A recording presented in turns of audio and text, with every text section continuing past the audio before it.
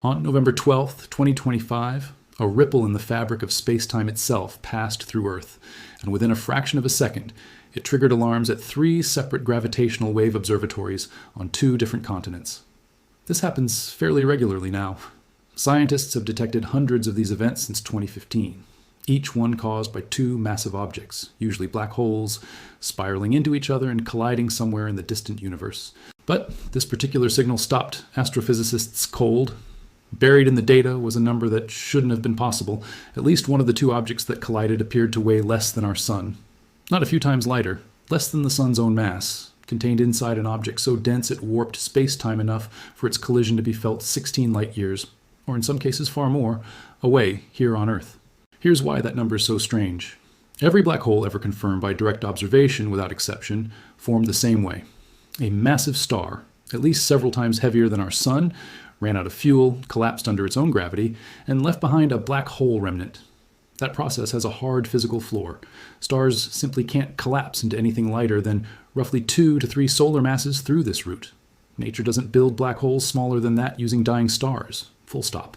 So if the signal is really what it appears to be, something other than a dying star, made at least one of the 2 objects that collided on November 12th. And there's only one serious theoretical candidate that could explain an object like that. Something scientists have been searching for, without success, for more than 50 years. To be clear from the outset, this isn't a settled discovery, and the researchers behind it have been careful to say so themselves, but it's also not manufactured hype. This is a real, published, peer-reviewed analysis of a real signal, built on real statistical caveats that this video is going to walk through honestly, rather than skipping past them for the sake of a cleaner story. To understand why one strange signal has physicists this excited, you need to go back to 1971, when British physicist Stephen Hawking first proposed something that, at the time, sounded almost like science fiction. Black holes that didn't need a dying star to form at all. Hawking's idea was that in the first fraction of a second after the Big Bang, the newborn universe was so violently dense and chaotic that certain regions could have collapsed directly into black holes without ever needing a star to exist first. These hypothetical objects became known as primordial black holes. Primordial because they would have formed almost at the very beginning of time itself, long before the first stars, the first galaxies, or even the first atoms had come into existence. If they're real, primordial black holes could theoretically exist across an enormous range of sizes, some potentially as small as a single atom, others potentially as massive as thousands of suns, because unlike stellar black holes, their size wouldn't be limited by how much fuel a star could burn before collapsing. A primordial black hole lighter than our sun would be exactly the kind of exotic object that this specific 1971 theory predicted was possible, and exactly the kind of object no dying star could ever produce. This idea gained a second independent line of motivation a few years later in 1975, when physicist George Chaplin published a separate paper exploring the cosmological effects such objects might have, arguing that if enough of them formed in the early universe, they could plausibly account for at least some of the unexplained invisible mass that astronomers had already started noticing didn't add up. That missing mass problem, now known as dark matter, had first become impossible to ignore in the 1930s, when astronomer Fritz Zwicky noticed that galaxy clusters were moving far too fast to be held together by only the visible matter astronomers could see and measure. By the 1970s, additional evidence from the way individual galaxies rotate had made the case even stronger. Something invisible and far more massive than everything we can actually observe appeared to be gravitationally gluing galaxies together. Primordial black holes offered one of the earliest serious theoretical candidates to explain what that invisible material might actually be, an idea that predates most of the exotic particle theories that later became the more popular mainstream explanation. For decades, this remained a fascinating but entirely untestable idea because nobody had a way to actually detect a black hole this small from any meaningful distance. That changed almost overnight in September 2015, when the Laser Interferometer Gravitational Wave Observatory, LIGO, made history by directly detecting gravitational waves for the very first time, from a collision of 2 roughly 30 solar mass black holes, a landmark event known as GW150914. It was one of the biggest scientific breakthroughs of the 21st century, confirming a prediction Einstein had made a century earlier, and within a single month of that historic first detection, not 1, but 3 separate independent research groups had already published papers proposing that those 230 solar mass black holes might not have been ordinary stellar remnants at all. They might have been primordial black holes, and their merger might represent indirect evidence for dark matter itself. That claim was fiercely debated for years afterward, and for stellar mass black holes in that size range was never conclusively settled either way. There are other ways to explain a 30 solar mass black hole through ordinary stellar physics, so the primordial explanation, while intriguing, could never be proven or ruled out with certainty. But a black hole lighter than the Sun is a completely different situation. There is no other explanation through ordinary stellar physics available. A subsolar mass black hole is a diagnostic, not a coincidence. If the mass measurement holds up, something besides a dying star made it, full stop, no alternative explanation required. Let's walk through exactly what LIGO detected and how confident scientists actually are about it. The signal, cataloged under the designation S25112, was picked up on November 12, 2025, by LIGO's twin detectors, one in Livingston, Louisiana, and one in Hanford, Washington, working in coordination with additional gravitational wave observatories to help pin down where in the sky the signal came from. Detecting a gravitational wave at all requires measuring a distortion in spacetime so incomprehensibly small that LIGO's 4-kilometer-long detector arms have to be sensitive to changes thousands of times smaller than the width of a single proton. That LIGO can detect anything at all, let alone precisely measure the masses of two colliding objects from potentially billions of light years away, remains one of the most remarkable engineering achievements in the history of physics. Each LIGO facility works by splitting a single laser beam and sending it down 2 perpendicular tunnels, each stretching 4 kilometers, before bouncing the light back and recombining it. Under normal conditions, the 2 beams cancel each other out perfectly. But when a gravitational wave passes through Earth, a genuine ripple in space-time itself, exactly as Einstein's general relativity predicted in 1915, it stretches one tunnel by an infinitesimal amount, while compressing the other, shifting the light just enough to be measured. Having 2 separate detectors in Louisiana and Washington state, roughly 3,000 kilometers apart, lets scientists confirm that a signal is a genuine astrophysical event and not just local noise, a passing truck, a distant earthquake, or the sheer statistical improbability of a real gravitational wave requires the same signal at the correct time delay to show up in both locations. Additional detectors, like Virgo in Italy and Kegra in Japan, further help triangulate exactly where in the sky an event actually occurred. According to the statistical analysis published alongside the discovery, this signal carries a false alarm rate of roughly once every 4 years, meaning that, based purely on chance and detector noise, a signal like this would only be expected to show up falsely about once every 4 years of continuous observation. That's a meaningfully low false alarm rate, but researchers have been careful and explicit that it isn't yet at the extremely stringent confidence threshold physicists typically require before declaring an absolutely certain discovery. As of this writing, the full final parameter analysis from the broader LIGO-Virgo-Cagra collaboration, the international partnership that jointly analyzes all gravitational wave data, had not yet been publicly finalized and released for this specific event. That hasn't stopped researchers from digging into what this signal could mean if it holds up. A team based at the University of Miami published a study proposing that S2511 could represent the first solid observational evidence of primordial black holes, and specifically explored what it would mean for dark matter, if true. Rather than simply assuming primordial black holes exist at some assumed abundance and predicting how often we should expect to detect their mergers, the researchers ran the math in reverse. They used the actual observed detection rate implied by this one signal to calculate how abundant these objects would need to be to produce an event like this, and then compared that required abundance against everything else astronomers currently know about the total amount of dark matter in the universe. The result, even using the most cautious, conservative statistical assumptions in their model, was that a signal like S2511 is consistent with primordial black holes, making up a genuinely meaningful share of the universe's total dark matter content.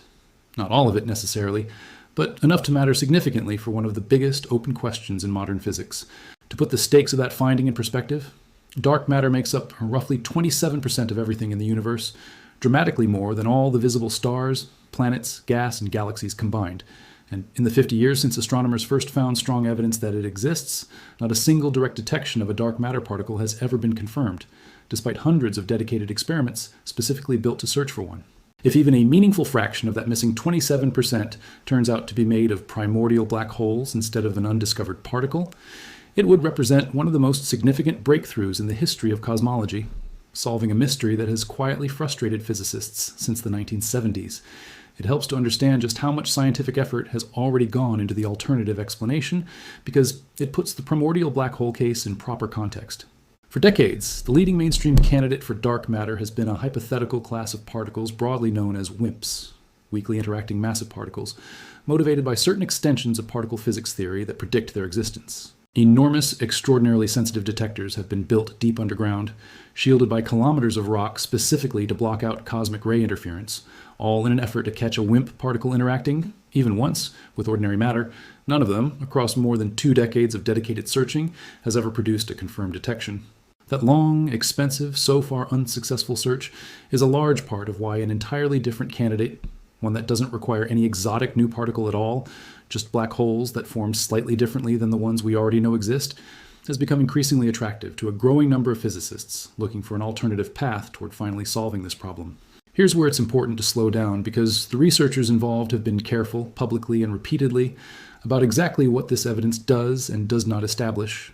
And that caution is exactly what makes this a genuinely credible story, rather than an exaggerated one. First, the false alarm rate. Once every 4 years sounds rare, and it is, but it's not the same as physicists' traditional gold standard threshold for declaring a definitive discovery, which in fields like particle physics typically corresponds to odds of roughly 1 in 3, 5 million. That gap matters. It means S251 is a genuinely compelling, statistically unusual signal worth serious scientific investigation, but not yet an ironclad, universally accepted proof. Scientific caution here isn't scientists being difficult. It's exactly the kind of rigor that prevents the field from repeating past false starts on major discoveries. Second, the mass measurement itself carries its own uncertainty. Determining the precise mass of an object from a gravitational wave signal involves complex modeling of the waveform's shape, frequency, and how it changes over the fraction of a second the merger takes to complete. Small changes in that modeling can shift the estimated mass, and while the current analysis places at least one object below the Sun's mass, refining that estimate further, ideally with the full collaboration's final published parameters, is an important next step before the subsolar mass claim becomes fully locked in. Third, and worth being honest about, this exact kind of debate has happened before and didn't resolve cleanly. The 2016 dispute over whether JWF4's 2 30 solar mass black holes were primordial or ordinary stellar remnants never reached a firm consensus either way. It remains, to this day, a genuinely unresolved question in the scientific literature, nearly a decade later.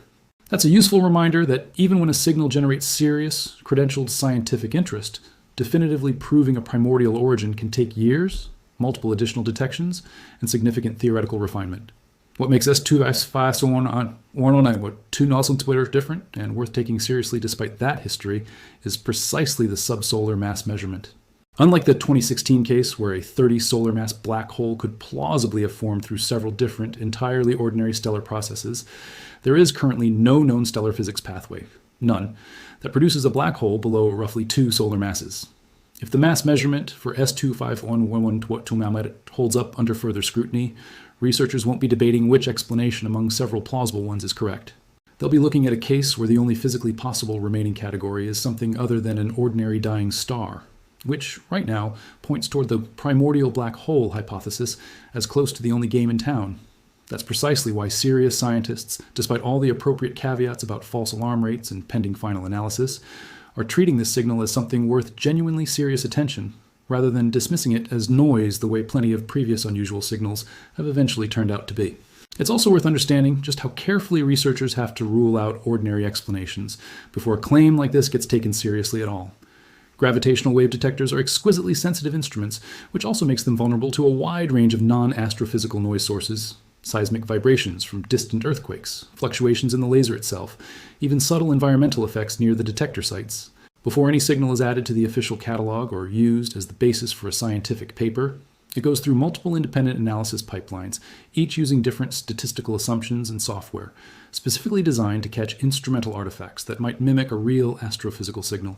The fact that S251 semi-8 survived this level of scrutiny and still shows the same unusual subsolar mass signature across different analysis approaches is a large part of why researchers have taken it seriously enough to publish peer-reviewed work on it, rather than quietly setting it aside as an unexplained anomaly the way plenty of ambiguous signals from earlier observing runs eventually were. So what actually happens now? This is where the story becomes, frustratingly but honestly, a waiting game, though not an indefinite one. As of this writing, LIGO's detectors are not currently collecting new science data at all. Both of LIGO's instruments are in a scheduled commissioning and upgrade period between observing runs, a routine part of how these incredibly sensitive detectors are maintained and improved over time.